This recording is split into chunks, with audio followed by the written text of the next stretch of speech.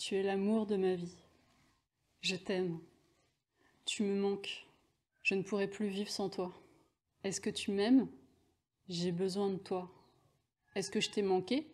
Est-ce que ce sont des phrases qui vous parlent?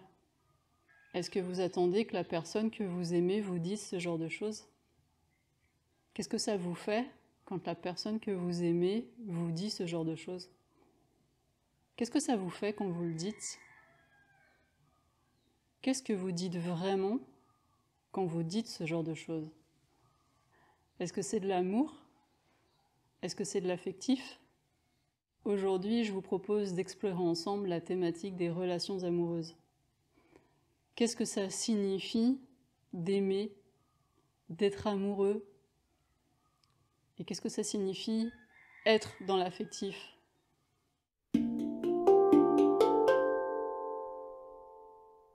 Bonjour, je suis Karine Lépouchard, je suis thérapeute, énergéticienne et enseignante indépendante.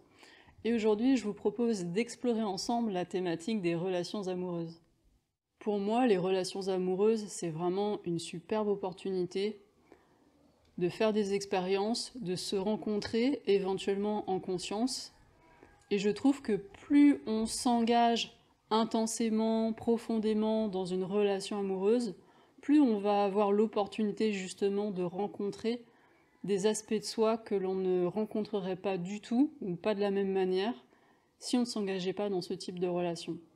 Alors je précise tout de suite que je vous propose ici des pistes de réflexion, des partages, des clés, et vraiment je le fais en toute humilité parce que moi aussi, comme tout le monde, je vis mes relations amoureuses avec les moyens du moment et comme je peux. Donc il n'y a rien d'objectif, d'absolu, d'exhaustif, rien de gravé dans le marbre. Voilà, ce sont juste des partages, des clés, des ressources que je partage à partir de ma propre réalité, avec la conscience que j'ai là, ici et maintenant. Et puis voilà, je vous offre ça et vous verrez bien ce que vous pouvez en faire, si ça vous enrichit, si ça vous inspire et comment ça résonne pour vous.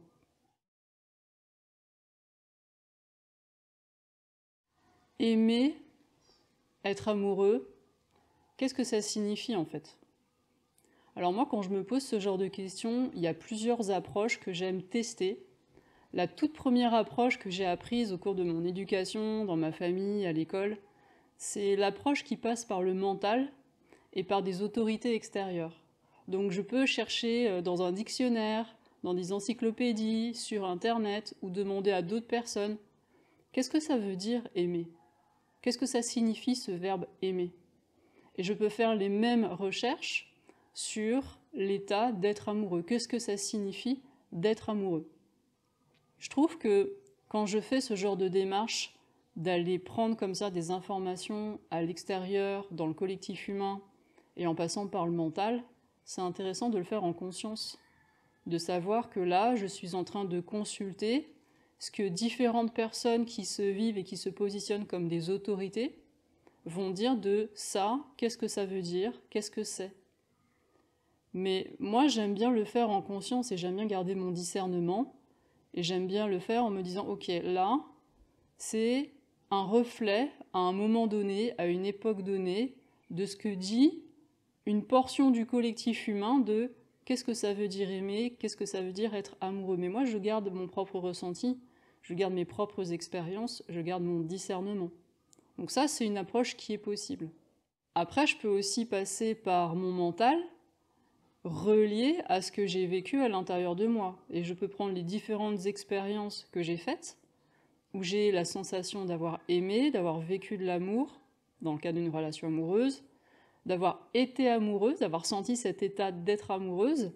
Et puis ces expériences que j'ai faites, je peux les décortiquer, les analyser, observer quelles sont les croyances que j'ai pu peut-être ancrer sur ces expériences. Des croyances que peut-être j'ai ancrées sur la vie, sur moi, sur les autres, sur l'amour, sur comment c'est, en général, d'être amoureux ou d'être amoureuse. Il peut y avoir des croyances comme l'amour c'est dangereux, l'amour ça fait mal, ça finit toujours mal. Il peut y avoir des croyances sur moi du type de toute façon je suis pas intéressante, Je ne suis pas digne d'être aimé, je ne mérite pas d'être aimé. Il peut y avoir des croyances générales sur les autres, sur les hommes. Tous les hommes sont comme si, toutes les femmes sont comme ça. Donc ça, c'est intéressant aussi. Mais c'est intéressant de prendre la mesure du fait que quand j'ai ce type d'approche, d'analyse de mes expériences sur l'amour et l'état amoureux, je suis encore dans le mental. Je suis encore dans les croyances.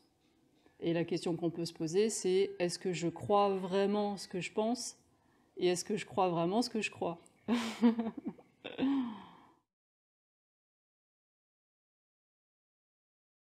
Et puis il y a cette approche directe, en conscience, où je vais pouvoir interroger qui je suis à travers ma propre structure, à travers mon corps, à travers mes émotions, à travers mon mental, mes pensées.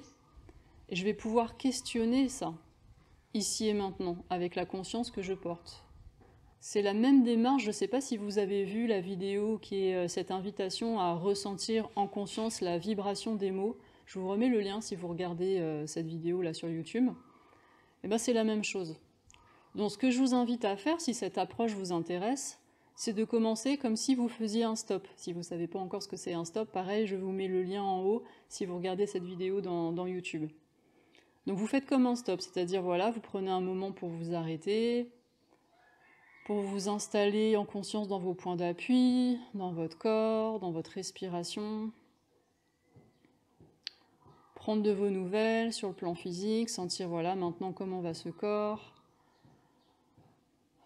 C'est comment sur le plan émotionnel.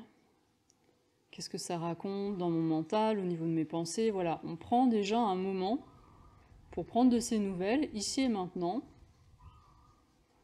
C'est notre point de repère, c'est notre état neutre. Et puis quand je sens voilà, que je suis bien présente en moi, que je sais comment je vais ici et maintenant, alors je peux m'interroger à travers ma structure. Et je peux me poser la question, par exemple, voilà, pour moi, c'est comment d'être amoureuse? C'est comment, là, dans mon corps, au niveau émotionnel, dans mon mental, comment c'est pour moi de faire l'expérience d'être amoureuse? Et là, vous pouvez fermer les yeux, vous pouvez faire pause, hein, si vous le faites en même temps, en regardant cette vidéo, n'hésitez pas à faire pause et à vous poser plusieurs fois cette question, c'est comment pour moi d'être amoureux ou d'être amoureuse? Et prenez autant de temps dont vous avez besoin pour ça. Vous pouvez ressentir dans le corps, est-ce qu'il y a des endroits qui attirent votre attention?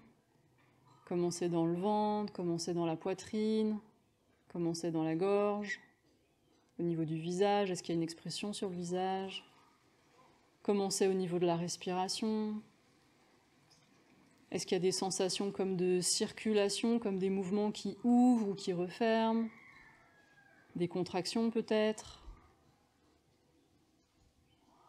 Est-ce qu'il y a un mouvement qui va plutôt vers l'extérieur ou vers l'intérieur? Est-ce qu'il y a un mouvement qui monte ou qui descend dans le corps? Tout est possible. L'idée, c'est vraiment de ne pas chercher à contrôler, à influencer, juste d'être là, d'observer, de ressentir ce qui est là, et de l'accueillir, et d'en prendre note, et de découvrir. Hein, c'est une posture de curiosité bienveillante, ouverte. Ah tiens, c'est comment pour moi d'être amoureux ou d'être amoureuse? Et puis après, vous pouvez observer sur le plan émotionnel, c'est comment le climat intérieur quand je me relie à cet état d'être amoureux ou d'être amoureuse. Et puis vous pouvez observer vos pensées. Qu'est-ce que ça raconte? C'est quel genre de pensée? À quel rythme? Alors après, je vous propose de refaire la même expérience, mais par rapport au fait d'aimer dans le cadre d'une relation amoureuse. Donc c'est exactement le même principe. Vous vous installez dans votre corps, vos points d'appui, votre respiration, vous prenez votre nouvelle sur le plan physique, sur le plan émotionnel, sur le plan mental. Et quand vous vous sentez prêt, vous vous demandez, ok, dans le cadre d'une relation amoureuse, c'est comment pour moi d'aimer en fait? Comment c'est pour moi d'aimer dans le contexte d'une relation amoureuse?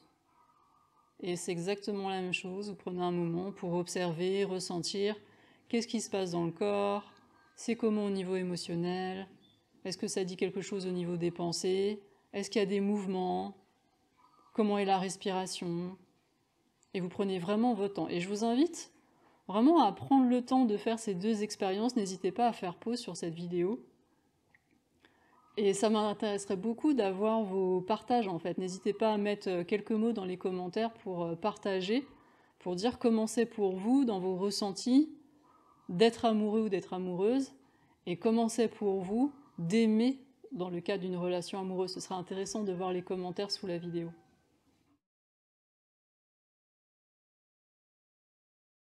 Alors je peux vous partager un petit peu des aspects de ce que moi j'observe quand je fais ce genre de pratique.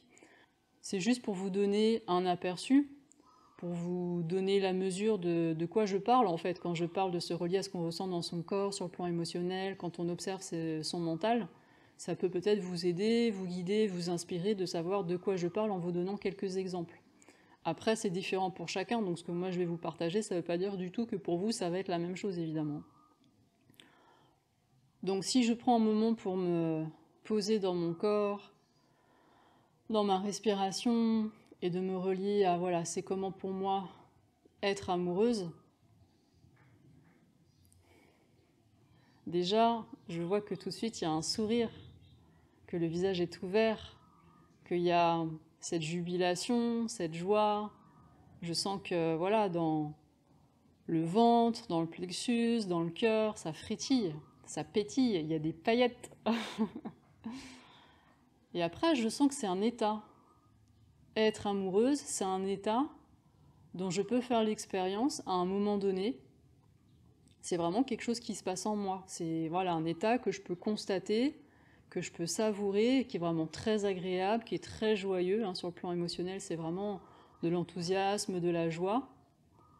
Mais voilà, c'est un état que je peux constater en moi.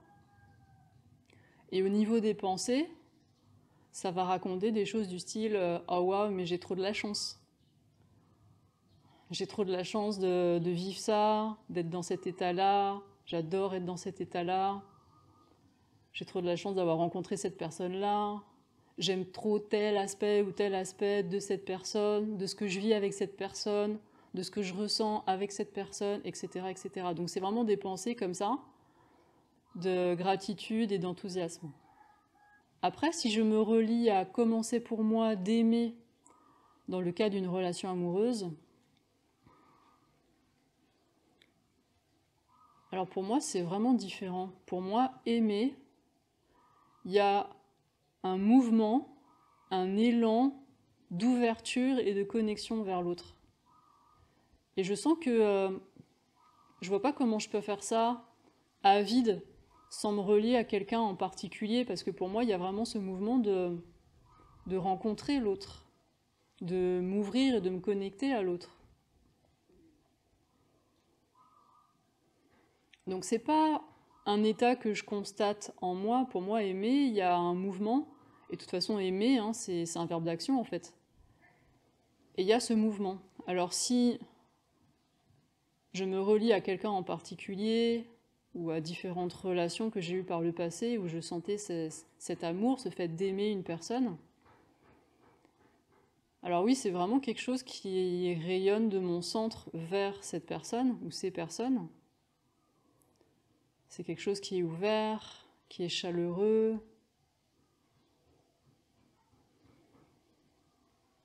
qui est beaucoup plus posé pour moi. Il y a comme une forme de densité aussi. Enfin, c'est des sensations qui sont complètement différentes pour moi que le fait d'être dans cet état d'être amoureuse. Enfin voilà, là ce sont juste quelques exemples, c'est juste un aperçu. Je trouve ça vraiment hyper riche. Je vous encourage vraiment à faire ces expériences, à tester, à ressentir, et vous me direz si vous souhaitez dans les commentaires comment c'est pour vous.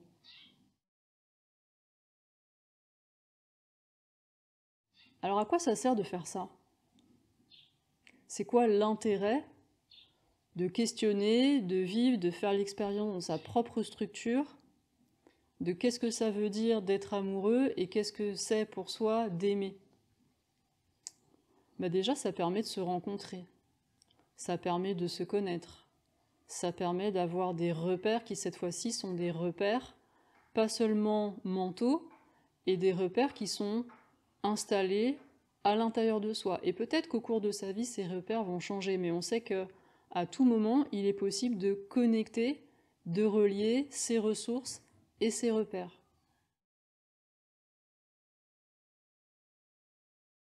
Ensuite, quand on fait cette expérience vraiment en conscience et qu'on approfondit son observation, ses ressentis, de commencer pour soi, d'être amoureux, d'être amoureuse, ou de voilà, d'aimer dans le cadre d'une relation amoureuse, alors c'est tout à fait possible, à un moment donné dans le corps, d'avoir des expériences de fermeture, de tension, de contraction. C'est aussi possible, bien sûr.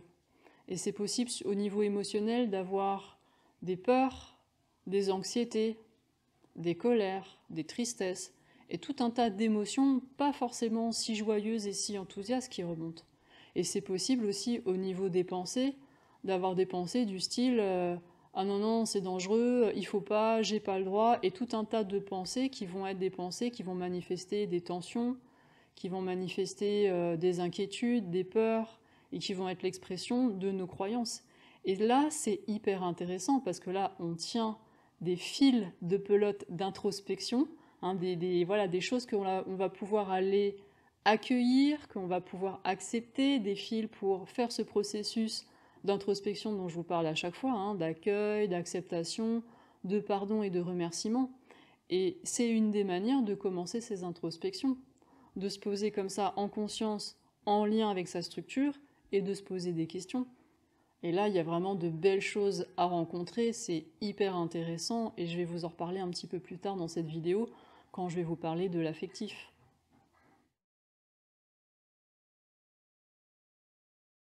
Et puis faire ces expériences en conscience, de se relier à travers sa structure, de ok, comment c'est pour moi d'être amoureux, comment c'est pour moi d'aimer dans le cas d'une relation amoureuse. Et si je constate que c'est différent, mais alors pour moi c'est une ressource et c'est une clé de compréhension qui est fondamentale. Parce que comme je vous l'ai dit pour moi par exemple, être amoureuse, c'est un état d'être. Et pour moi, les états d'être, dans notre expérience d'être humain, là, incarné sur cette terre, les états, ils ont un début, ils ont une fin. Les états, ils vont et ils viennent. Les états, ils sont temporaires. Ils sont impermanents. Donc si je comprends profondément, intimement en moi que, ok, être amoureux, c'est un état, c'est temporaire, c'est impermanent, ça n'empêche pas que c'est hyper jubilatoire, que j'adore être dans cet état, mais je sais que ça a un début, je sais que ça a une fin. Et si je confonds cet état avec le fait de vivre une relation amoureuse, alors si j'ai cette croyance-là, peut-être que quand cet état va se terminer, s'il se termine, et il y a des chances qu'il se termine un jour, alors peut-être que je vais être dans une grande confusion, peut-être que je vais douter, peut-être que je vais ressentir des états hyper inconfortables, peut-être que je vais ressentir de la tristesse, parce que je confonds cet état-là avec le fait d'aimer dans le cadre de cette relation amoureuse. Et dans mon expérience, en tout cas, c'est clair qu'il est tout à fait possible d'aimer dans une relation amoureuse, d'aimer et d'être aimé, vraiment de partager un amour qui est intense, qui est authentique, qui est profond, sans forcément plus être dans cet état d'être amoureux. C'est vraiment tellement différent. Et c'est possible de dissocier les deux. Et ça, je trouve que c'est une ressource à conscientiser, et je trouve que c'est vraiment intéressant que chacun puisse interroger et observer ses croyances par rapport à ça.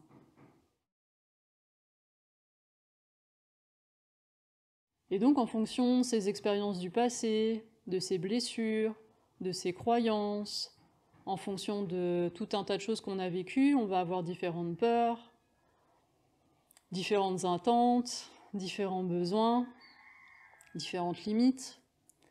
Et là commence le monde de l'affectif. Là commence le grand travail, l'œuvre. Là commencent aussi les prises de tête. Qu'est-ce que ça signifie en fait être dans l'affectif ? Dans certains enseignements, on entend des phrases comme non mais ça c'est pas de l'amour, ça c'est de l'affectif. Donc qu'est-ce que ça veut dire? Alors pour moi, l'affectif dans nos relations, donc, ça commence quand il y a des peurs, quand il y a des rapports de pouvoir, des rapports de domination, de soumission. Et puis ça commence avec tous nos vouloirs, tout ce qu'on veut, tout ce qu'on attend de l'autre, tout ce qu'on attend de la relation. Pour moi, l'affectif, ça commence avec tout ça. Ça se joue avec tout ça. Alors pour moi, mais l'affectif, c'est inévitable. À partir du moment où on est un être humain incarné sur cette terre, forcément on a des peurs. Ça fait partie de notre réalité d'être humain. Forcément on a des peurs. Dans nos relations amoureuses et dans toutes nos relations, on a des peurs, forcément. Il y a Lise Bourbeau qui a fait un superbe travail, je trouve, sur nos différents grands types de blessures. Je vous invite vraiment à aller regarder. Il y a ces blessures de rejet, d'abandon, d'humiliation, de trahison, d'injustice. C'est vraiment des 5 types de blessures qui sont fondamentales et qui vont conditionner tout un tas de choses dans notre structure psychique. C'est vraiment quelque chose que je trouve hyper intéressant à aller regarder. Après, il y a un autre aspect en lien avec nos peurs dans les relations que je trouve hyper riche à aller regarder. Je ne sais pas si vous connaissez la théorie de l'attachement. C'est cette idée que un tout petit être humain, quand il arrive dans le monde, il a besoin pour se développer de s'attacher à un autre être humain qu'on appelle un caregiver. Et il va avoir besoin de créer cet attachement avec ce caregiver, qui en général est l'être humain, le parent qui va s'occuper le plus souvent de ce petit-là. Et donc il y a plein de manières de créer ce lien d'attachement. Si ce lien est créé de manière sécure, alors ce petit être humain va se sentir donc en sécurité pour aller explorer le monde, explorer les relations. Il va le faire très spontanément, il va gagner très facilement en autonomie. Il va être autonome, il va être ouvert vers le monde, il va se sentir en sécurité dans le monde et dans ses relations avec les autres. Mais vous doutez bien qu'il y a plein de manières de débuter sa vie aussi, avec un lien d'attachement insécure avec son caregiver. Et ça va vraiment nous conditionner d'une certaine manière dans notre structure psychique, et ça va aussi conditionner notre manière de nous comporter et d'aller dans le monde et d'être en relation avec les autres, également en tant qu'adultes et évidemment dans le cadre de toutes nos relations et donc aussi de nos relations amoureuses. Et ça, c'est hyper riche aussi à regarder, à explorer, parce que vous vous doutez, et j'imagine que vous savez bien à quel point nous projetons si souvent papa et maman sur nos amoureux et nos amoureuses. Et puis concernant notre rapport au pouvoir, au rapport de domination et de soumission dans nos relations avec les autres, je pense que c'est vraiment une thématique qui concerne beaucoup d'entre nous. Parce que quand on mesure l'ampleur des conditionnements que nous portons déjà dans notre collectif humain, dans notre famille, et puis globalement, et puis quand nous voyons la manière dont nous vivons, notre rapport à notre animalité, je pense que nous sommes nombreux à avoir à guérir ces rapports de domination et de soumission. Je pense que quand on commence vraiment à observer ça en conscience, c'est hyper riche d'observer, de percevoir la manière dont on va être tenté à plein de moments dans sa vie et dans ses relations de prendre le pouvoir sur l'autre, de dominer l'autre, et d'observer à partir d'où ça part en soi. Et puis ça va être intéressant d'observer à quel moment, dans quel contexte on va être tenté de donner son pouvoir personnel, donner son autorité à l'autre. C'est hyper intéressant à observer. Et puis il y a nos besoins, tout à fait légitimes d'ailleurs, nos besoins de partage, nos besoins de connexion, de tendresse, nos besoins de toucher, nos besoins de reconnaissance, nos besoins de complicité. Bon, je ne vais pas tous les faire, il y a tellement de besoins. Et puis il y a toutes ces croyances sur ce que nous sommes censés faire dans le cadre d'une relation amoureuse, ce qui se fait pas, ce qui est interdit, ce qui est tabou. Tout ça, ça peut s'observer aussi. Et tout ça, ça conditionne nos attentes, nos besoins, ce qu'on croit. qu'est-ce que je vais attendre de mon amoureux ou de mon amoureuse? Qu'est-ce que j'imagine qu'il ou qu'elle attend de moi? Et comment je vais me comporter du coup par rapport à ça? Est-ce que je vais l'exprimer ou est-ce que je ne vais pas l'exprimer?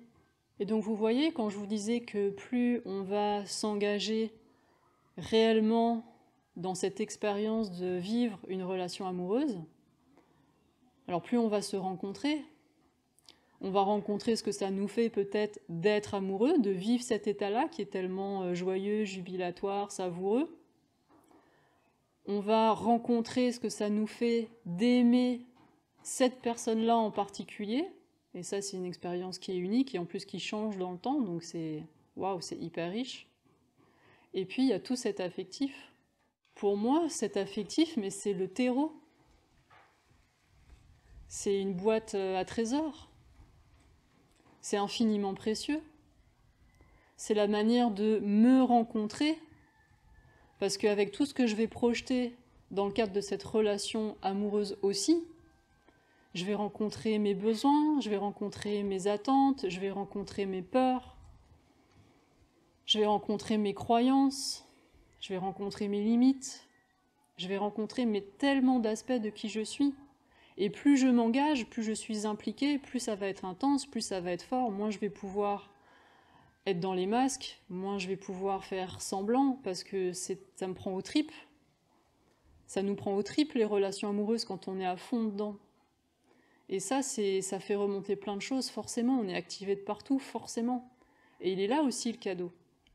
Donc qu'est-ce que je vais faire de tout ça? Est-ce que je vais m'autoriser à le rencontrer? Est-ce que je vais l'accueillir? Est-ce que je vais pouvoir à partir de là me guérir et me rencontrer et me chérir? Est-ce que je vais pouvoir lancer ce fameux processus de guérison, d'accueil, d'acceptation, de pardon? Et est-ce que je vais pouvoir être dans la gratitude vraiment de ce que je vis à travers cette relation-là?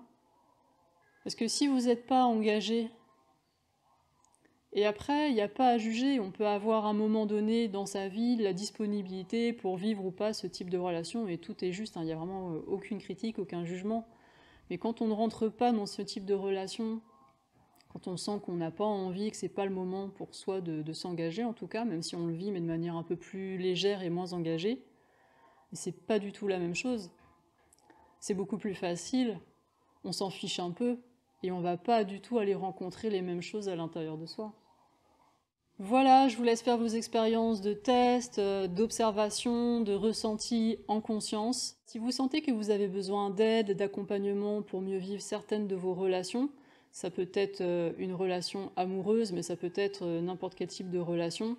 Si vous avez besoin de soutien, peut-être pour mieux conscientiser ce qui se passe sur le plan affectif pour vous, pour guérir peut-être certains aspects de vous que vous rencontrez à travers cette ou ces relations, alors n'hésitez pas à me contacter, je vous redonne mon mail dans la description de cette vidéo et le lien direct si vous souhaitez réserver dès maintenant une téléconsultation. Si vous avez aimé cette vidéo, si vous sentez qu'elle vous a enrichi, qu'elle vous a inspiré, n'hésitez pas à la liker. Si vous avez envie de soutenir sa diffusion, vous pouvez la partager auprès des personnes, dans les réseaux sociaux, dans les groupes.